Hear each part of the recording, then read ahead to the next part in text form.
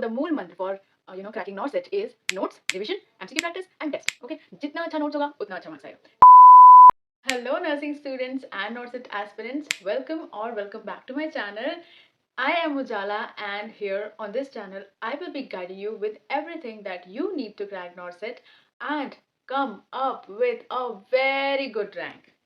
So today's video is for NORCET 11 aspirants. In this video I am going to share a complete roadmap for NORCET 11 aspirants that how should they start their preparation, कहाँ से शुरू करना है, कैसे पढ़ना है, कहाँ से पढ़ना है, etc etc etc. Okay, so without any further delay, let's get started. NORCET 11 is scheduled to be held on 11th September.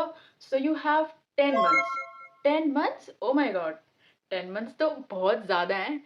So you have total of 10 months and इस 10 month को आपको कैसे बेस्ट तरीके से यूटिलाइज करना है, कैसे पढ़ना है, कहाँ से पढ़ना है, कैसे स्टार्ट करना है, वो सब मैं इस वीडियो में डिस्कस करने वाली. So the मूल मंत्र for cracking NORCET is notes, revision, MCQ practice and test. Okay, जितना अच्छा नोट्स होगा उतना अच्छा मार्क्स आएगा. जितना ज़्यादा बार आप रिविजन करोगे उतना अच्छा रिजल्ट आएगा. जितनी ज़्यादा एमसीक्यू प्रैक्टिस करोगे उतना अच्छा रिजल्ट आएगा. और जितने ज़्यादा मॉक टेस्ट दोगे आप, जितनी ऑनेस्टी से मॉक टेस्ट दोगे आप, उतना अच्छा आपका रिजल्ट आएगा. ठीक है, ये बेसिक फंडा है भाई. Let's talk about note making first. When and how should we begin, right? तो व्हेन का आंसर है आप जिस दिन ये वीडियो देख रहे हो ना, आज अभी से नोट मेकिंग स्टार्ट कर दो, अपना पढ़ाई स्टार्ट कर दो. जिस दिन आपके दिमाग में आया कि मुझे नॉर्सेट के लिए प्रिपरेशन करना स्टार्ट कर देना चाहिए, स्टार्ट कर दो. ओके, स्टार्ट कर दो. हाँ, एंड हाउ हाउ आपको पता है, सब पता है आपको, बस वो लेजीनेस आ जाता है या क्या है पता नहीं. हमें सब कुछ पता होता है कि हमें कैसे पढ़ना है, कहाँ से पढ़ना है, सब पता होता है हमें. बट जो भी है, I am here to help you out. So आपको क्या करना है, देखो दो कैटेगरी के बच्चे होंगे. सबसे पहले तो दोज जिन्होंने कोचिंग ले रखी होगी और कुछ बच्चे होंगे जो सेल्फ स्टडी करेंगे. तो जिन्होंने कोचिंग ले रखी है उन्हें क्या करना है, अपना कोचिंग का वीडियो देखना है और नोट्स बनाना है. सिंपल. आपको रिकॉर्डेड वीडियो देखने हैं, लाइव वीडियो देखने हैं, वीडियोस देखने हैं जो भी आपकी कोचिंग प्रोवाइड कर रही है आपको, वो वीडियोस बहुत ध्यान से देखने हैं. केवल ऐसे देख के नोट नहीं बनाना है, समझना है वीडियो को. ऐसे समझ लिया ना, आपको ऐसे समझना है कि आज समझ लिया तो फिर कभी भूलूंगा नहीं. ठीक है, हमेशा वो कंसेप्ट एक बार में आपको समझ आ गया. ठीक है, ऐसे समझना है. पूरा फुल कॉन्सेंट्रेशन से वीडियो देखनी है, अच्छे से वीडियो समझना है, वीडियो में जो भी टीचर समझा रहा है उसको समझना है. आप जब हॉस्पिटल में जा रहे हो तो उसको अपने प्रैक्टिकल्स में, अपने नर्सिंग प्रैक्टिसेस में उसको अप्लाई करना है ताकि वो आपका जो नॉलेज है वो स्ट्रॉन्ग हो जाए. ओके, तो बहुत ध्यान से नोट्स बनाने हैं, बहुत ऑनेस्टी से नोट मेकिंग का काम करना है, क्योंकि नोट्स ही आपकी जो पूरी नींव है ना, वो आपके नोट्स हैं. जो आपके मार्क्स गेन करने में जो मैक्सिमम रोल प्ले करेगी ना, वो आपके नोट्स प्ले करेंगे. और जिन बच्चों ने डिसाइड किया है कि वो सेल्फ स्टडी करेंगे, वो बच्चे क्या कर सकते हैं कि वो बुक्स उठाएंगे और जो बुक पढ़ेंगे उसमें जो भी कंटेंट आप पढ़ रहे हो उसका नोट्स बनाना है, अपना हैंड रिटन नोट बनाना है. अच्छी सी कॉपी लेनी है, डायरी लेनी है, पर हर सब्जेक्ट की एक एक कॉपी बनानी है और उसमें नोट्स बनाने हैं. तो आप लाइक टारगेट है की थ्योरी पढ़ रहे हो तो वो टॉपिक लिखा और टारगेट है से आपने जो भी पढ़ा है, जो भी कंटेंट आपको उसमें अच्छा कंटेंट मिल रहा है, वो अपने नोट्स में कॉपी कर लेना है.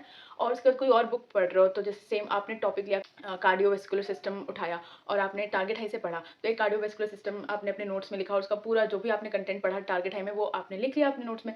फिर आप एनक्लेक्स सॉन्डर्स की बुक ले रहे हो, ठीक है, उसको पढ़ रहे हो, उसका कार्डियोवैस्कुलर सिस्टम पढ़ रहे हो, तो उसमें जो भी आपको कंटेंट मिल रहा है वो अपने नोट्स में ऐड कर लिया. ओके, तो ऐसे करके आप कार्डियोवैस्कुलर सिस्टम पे कोई टेस्ट दे रहे हो, कोई छोटा सा टेस्ट दे रहे हो या फिर एमसीक्यू सॉल्व कर रहे हो, तो उसमें आपको जो भी कंटेंट मिल रहा है, जो एक्स्ट्रा कंटेंट है या जो आपका गलत हो रहा है, उसको अपने नोट्स में ऐड कर लिया. तो इस तरीके से जो सेल्फ स्टडी कर रहे हैं बच्चे, वो भी अपने नोट्स प्रिपेयर कर सकते हैं और अच्छा नोट्स आपका प्रिपेयर हो जाएगा ऐसे.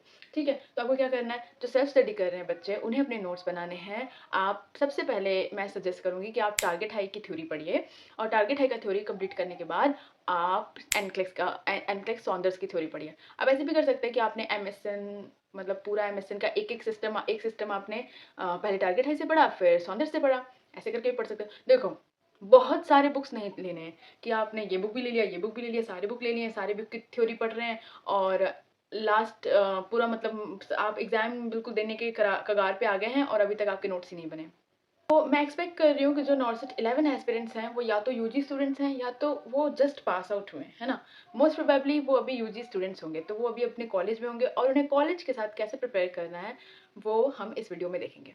जब आपके नोट्स रेडी होंगे ना, उसके बाद जब आप पास आउट होके अपने घर आ जाओगे या आप जब अपना फुल टाइम दे पाओगे ना, पूरा दिन, तब आप अपना पूरा थ्योरी रिवाइज़ करो, जितने भी आपने नोट्स बनाए हैं उन्हें रिवाइज़ करो, बार-बार रिवाइज़ करो, जितनी बार कर सकते हो। मैं तो 4-5 बार ही कर पाई थी, बट अगर आप अच्छे से मतलब 4-5 बार भी इनफ है, बट बहुत सारे लोग होते हैं 10-10 बार रिवाइज़ करते हैं, बिल्कुल रट जाते हैं अपना जो नोट्स है ना, बिल्कुल उन्हें टिप्स पे याद रहता है कि कहाँ पे क्या लिखा है, कैसे।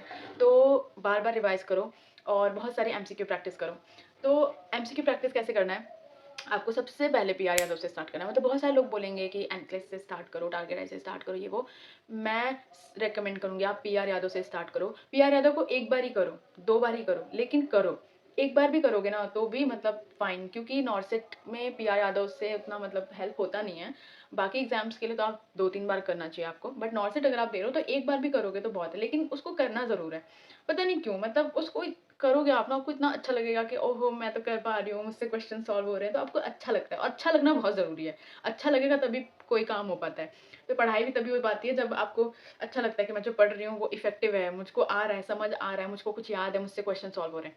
तो पीआर यादव से स्टार्ट करो, पीआर यादव सॉल्व करो, 1 या 2 बार सॉल्व करो, ठीक है? बस, उससे ज़्यादा बार-बार सॉल्व करने की ज़रूरत नहीं है। पीआर यादव जैसे ही आप सॉल्व कर लेते हो, उसके बाद आप और बुक्स पे जाओ, टारगेट हाई पे जाओ या फिर आप एनक्लेक्स पे जाओ, आपकी मर्ज़ी है। टारगेट हाई सॉल्व करो, टारगेट हाई में बहुत सारे क्वेश्चन्स हैं, ठीक है? बहुत सारे बच्चों की आदत होती है, एक दिन में 2-200, 4-400 क्वेश्चन सॉल्व करते हैं। जब लास्ट के 3 मंथ्स थे मेरे, जब मैं घर पे थी, जब मैं घर पे पूरा टाइम दे रही थी पढ़ाई को, तब मैं ऐसे 8-800 क्वेश्चन कर लेती थी एक दिन में, यू नो। तो मतलब जब आप बिल्कुल सोच लेते हो ना कि अब तो मुझको करना ही है, तो आपको टाइम भी मिल जाता है और आपका मन भी करता है पढ़ने का। मैं बहुत मतलब मन से पढ़ती थी।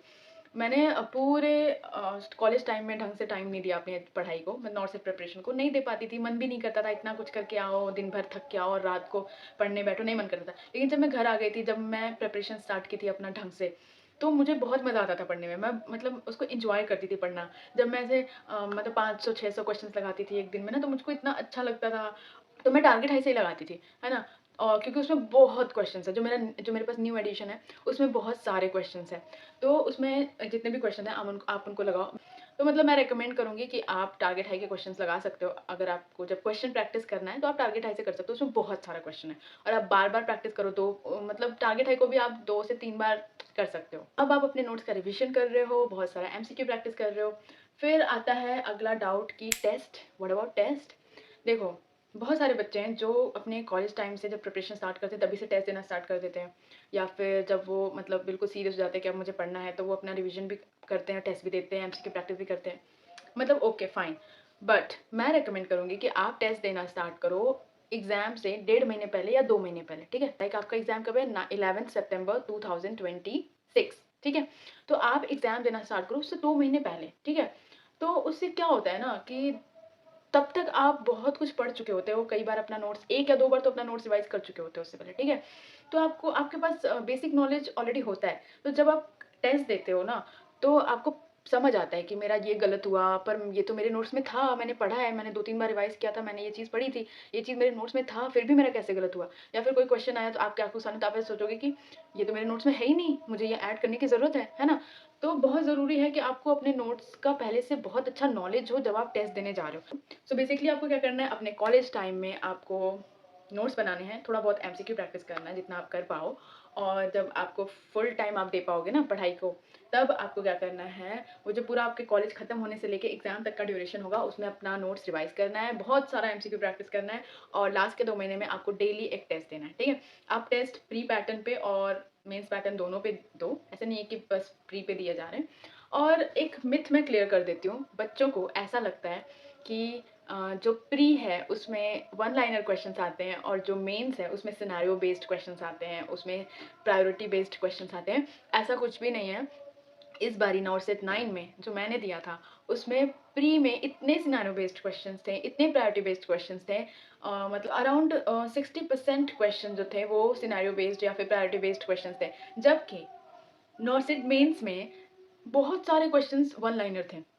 ठीक है, उसमें तो 60 क्वेश्चंस वन लाइनर ही थे, है ना? ऐसा हो रहा था जैसे 40 मिनट का जो सेक्शन होता है, उसमें मैं 20 मिनट में ही सारे क्वेश्चन करके बैठ जाती थी कि अब 20 मिनट क्या करूँ? समझ रहे हो आप? इतने छोटे-छोटे क्वेश्चन से बिल्कुल पढ़ा और आंसर कर दिया, ठीक है? लेकिन प्री में मुझको टाइम कम पड़ गया था। सेक्शन 1 में मैं ऐसे मतलब जल्दी-जल्दी बस 1 राउंड पढ़ के कुछ भी जवाब लगा के आ गई थी। क्योंकि टाइम नहीं था, ऐसे दिख रहा था कि टाइम खत्म होने वाला है, सेक्शन क्लोज़ होने वाला है और मेरे क्वेश्चन्स नहीं लगे हैं। ओके?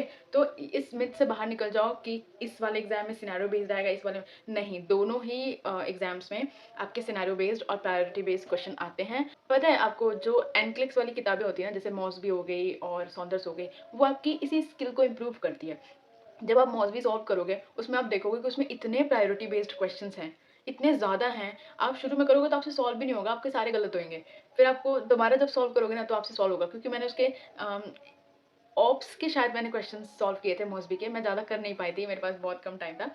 बट मैंने जब सॉल्व किया था ऑप्स का थोड़ा बहुत क्वेश्चन, तो मुझको ये रियलाइज़ हुआ, कॉम्पिटिशन बढ़ रहा है, पढ़ना बहुत ज़रूरी है, बट ये नहीं है कि आप सब कुछ कॉम्प्रोमाइज़ करके पढ़ने बैठ गए हो, अपना कॉलेज लाइफ़ में कोई फ़न नहीं कर रहे हो, कुछ नहीं कर रहे हो, बस पढ़ रहे हो, ऐसा भी नहीं है। जो लास्ट के आपके 3 मंथ्स होते हैं ना, वो अगर आपने अच्छे से दे दिया, तो आप बहुत अच्छा कर लेते हो एग्ज़ाम में। जो मेरा लास्ट का 3 मंथ था, उसमें मैं पूरा दिन पढ़ती, पूरी रात दिन पढ़ती थी। या तो मैं अच्छे से सोती थी, 8-10 घंटा सोती थी, पर सोने के अलावा जो पूरा टाइम होता था ना, उसमें मैं पढ़ रही होती थी। मतलब खाना खाते टाइम भी मैं यूट्यूब पे कुछ-कुछ देख रही होती थी, करंट अफेयर्स वगैरह, और खा मतलब हर time I am telling you, मैं सोने जब जाती थी तो वीडियो चला के देखते-देखते सोती थी।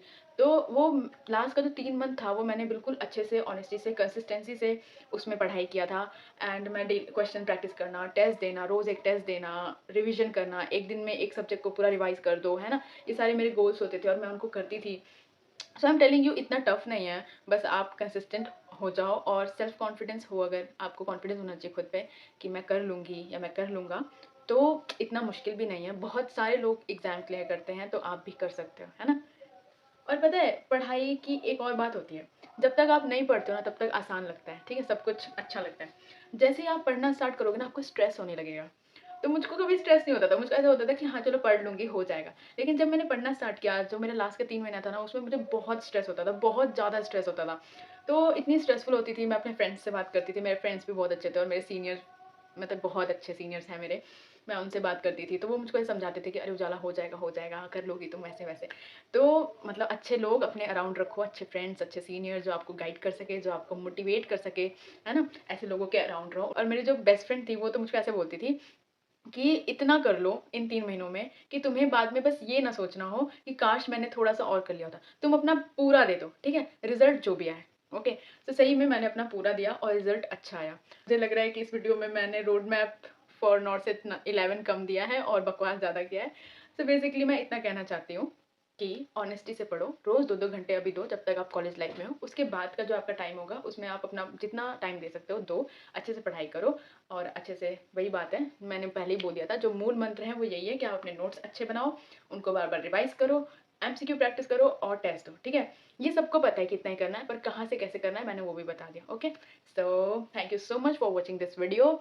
आई hope this helps you. For more such tips, tricks, guidance, subscribe to my channel and आपके पास कोई सजेशन हो, कुछ पूछना हो तो कमेंट्स में पूछ लो, okay? So bye bye, take care, stay healthy and happy.